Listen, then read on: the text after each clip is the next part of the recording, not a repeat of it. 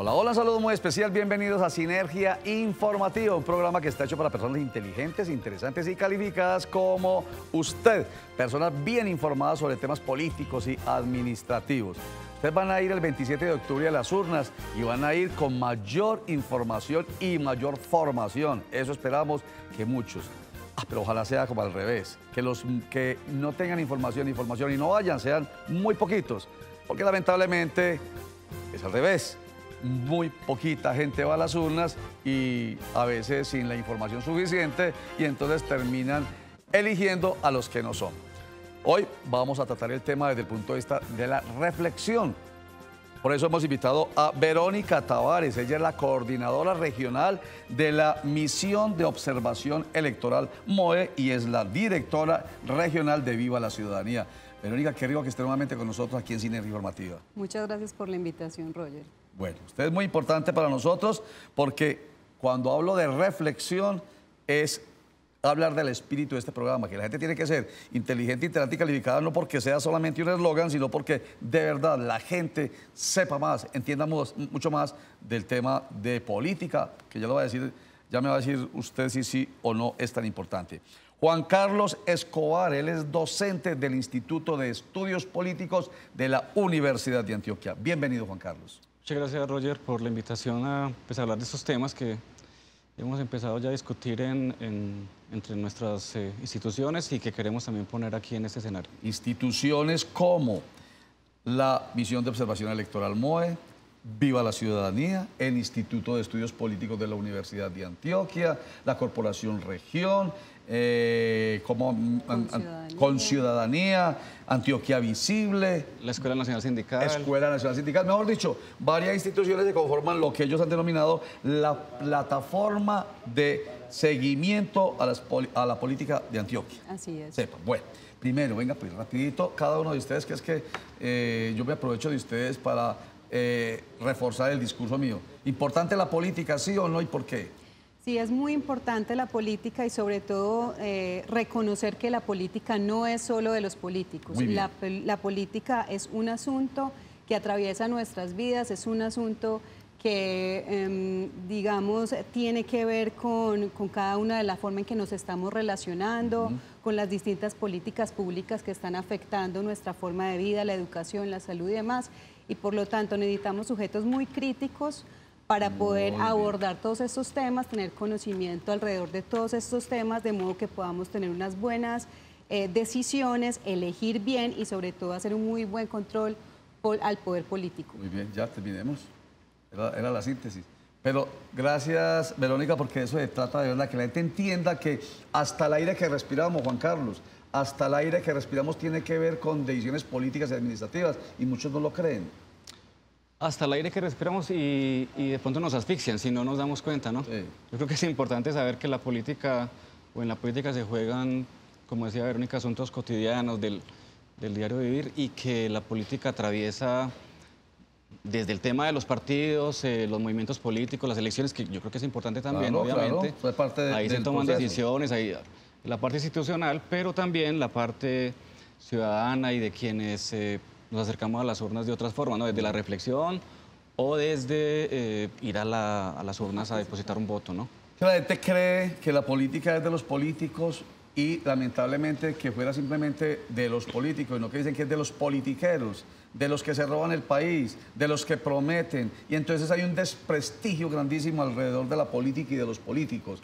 Y entonces ese desprestigio empieza un círculo vicioso que es que voy entonces yo a participar en política, eso no me interesa, y entonces vamos dejando las decisiones, como usted lo dijo ahorita, a un puñadito.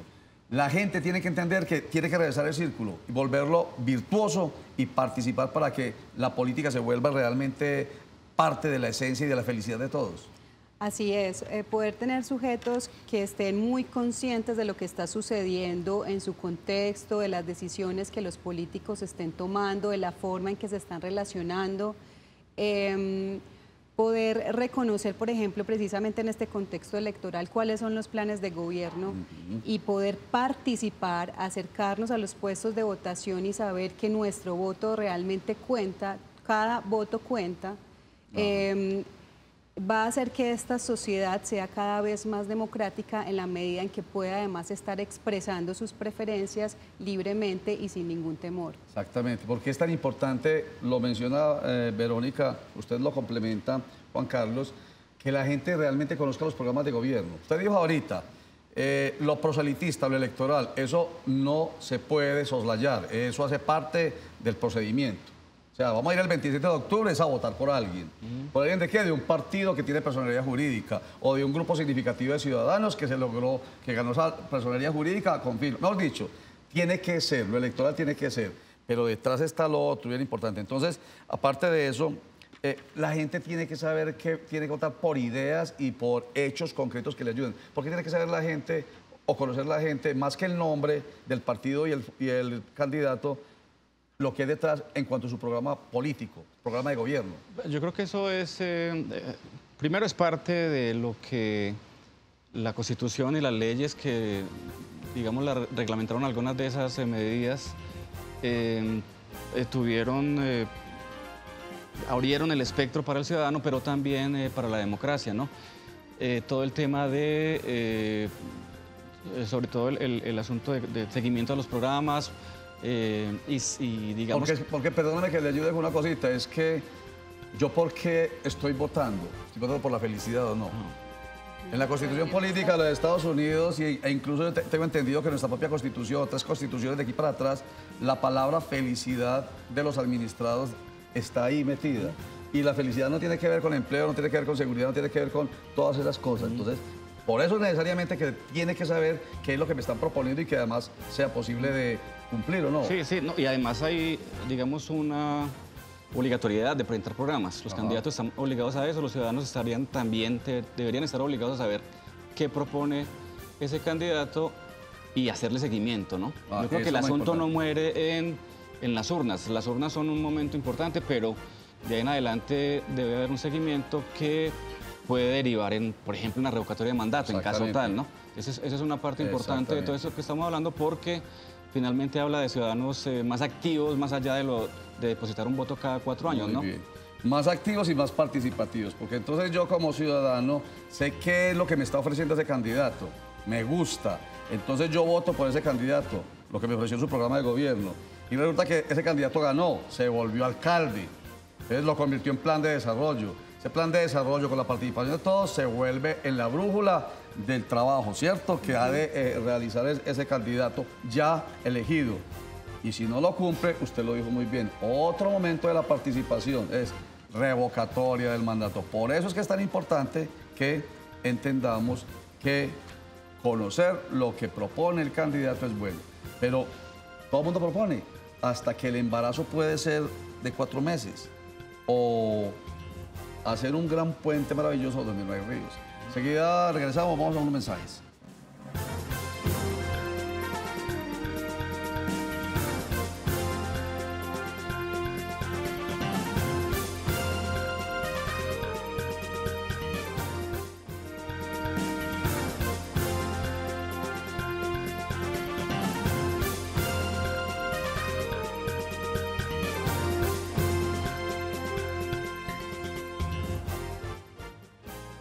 Verónica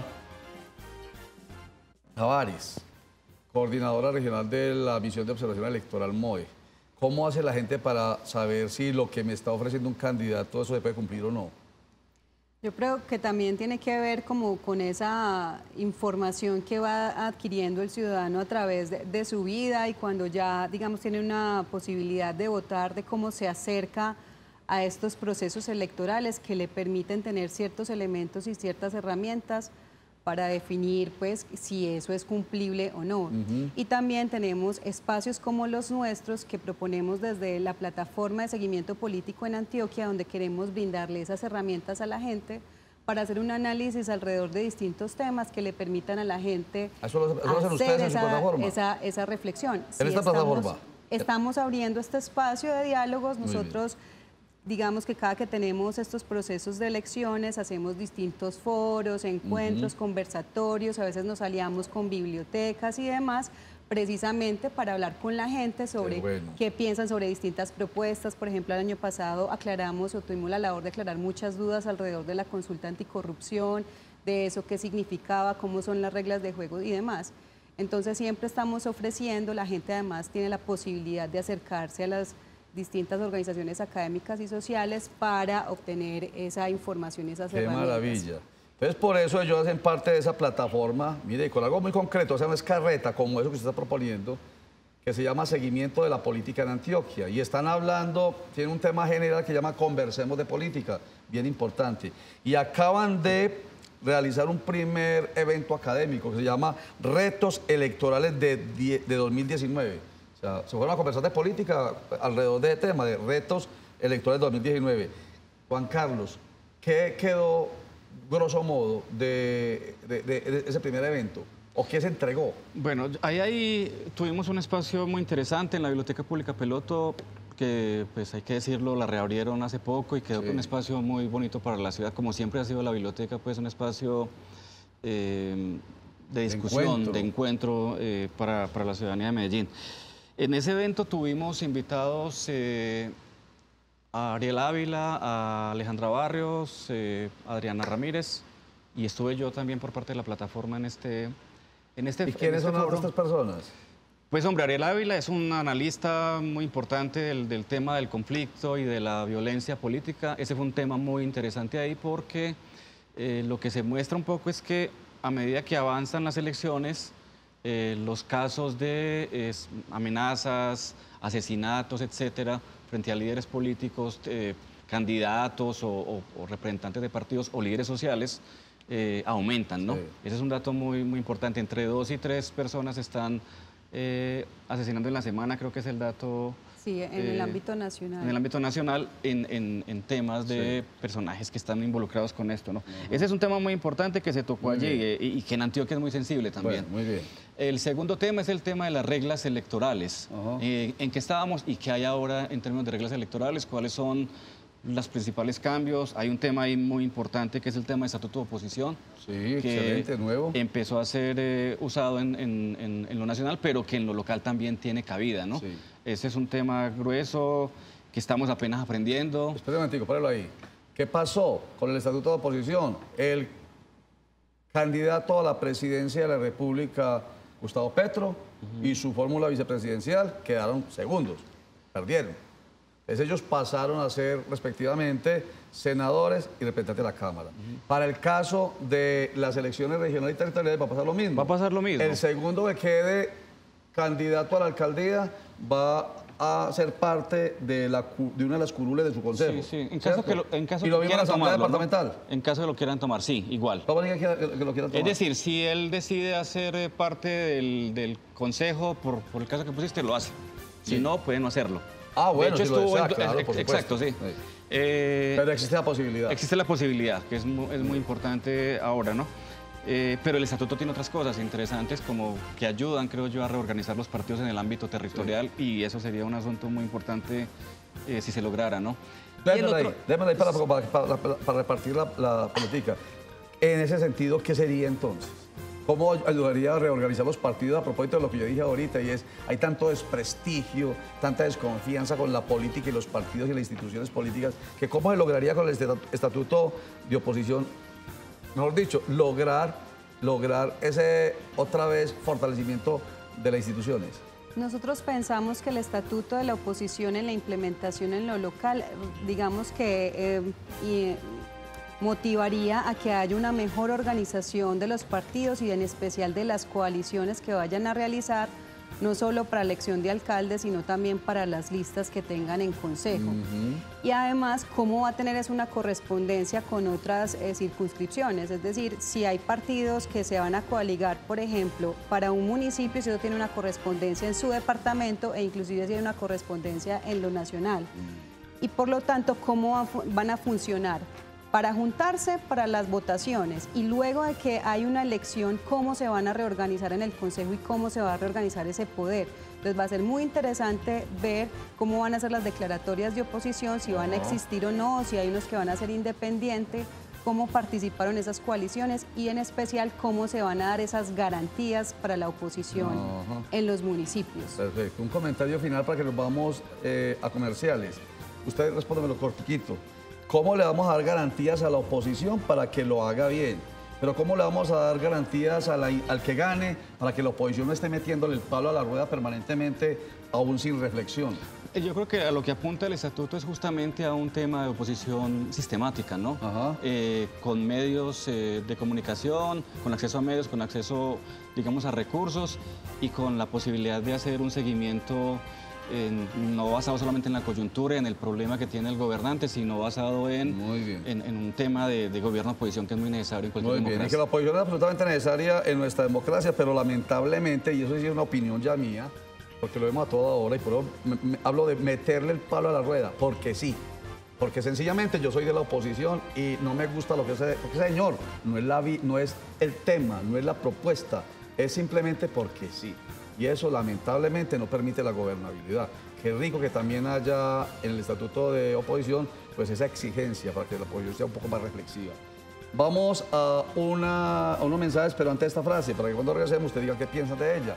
Cualquier mujer que entienda los problemas de llevar una casa está muy cerca de entender los de llevar un país.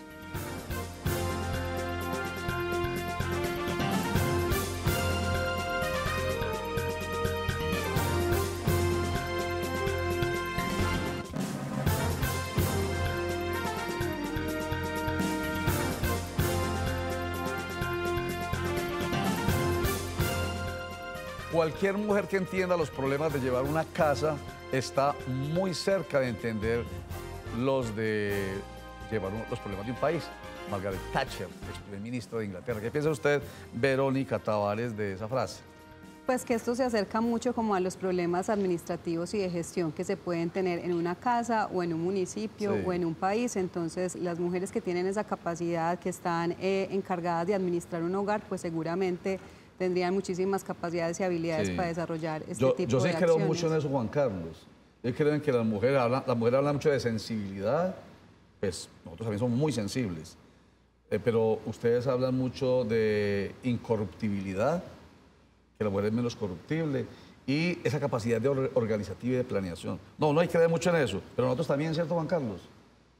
Yo creo que hay un asunto que tiene que ver también, pues el tema del género es muy importante en la política y cada vez creo que va a cobrar más importancia.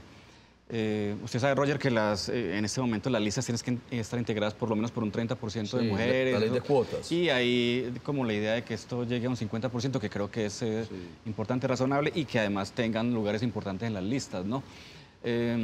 Pero creo que las mujeres deberían estar ahí por capacidades reales de estar en la política y no como hasta ahora en algunos partidos y movimientos políticos por relleno, ¿no? Sí, porque necesitamos algunas mujeres para integrar listas, entonces acudimos a ellas. Yo creo que tiene que ser por capacidad, por temas como los que usted mencionó ahora, pero también por la importancia que ellas tienen y se han ganado en el escenario, ¿no? Sí.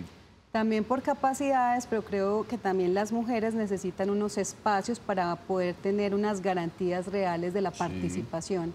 Por eso es que se está buscando que sean listas de por lo menos del 50%, porque existen las mujeres que tienen todas estas capacidades para desarrollar estas funciones, pero digamos hoy no tienen las oportunidades en la misma medida dentro de sus partidos para acceder a eso. Es cierto, estoy trayendo muchas mujeres aquí a este set porque hay un movimiento que llama Mujeres al Poder en el Oriente Antioqueño y hace parte también, no solamente en el Oriente Antioqueño, sino de un grupo de 410 mujeres que hacen parte de una escuela de formación política para mujeres que ofrece la Secretaría de las Mujeres de Antioquia. Y la idea es que ojalá, por méritos y por oportunidades, la ley de paridad pues no se dará en la reforma política, pero en todo caso, qué bueno que no sea por ley, sino por acción de ustedes. Qué buena idea. Bueno, más retos para estas elecciones del 2019. Como lo venía mencionando Juan Carlos, pues está el asunto de la violencia política, que justamente en estas elecciones locales es donde hay mayores agresiones a los líderes políticos, sociales y comunales.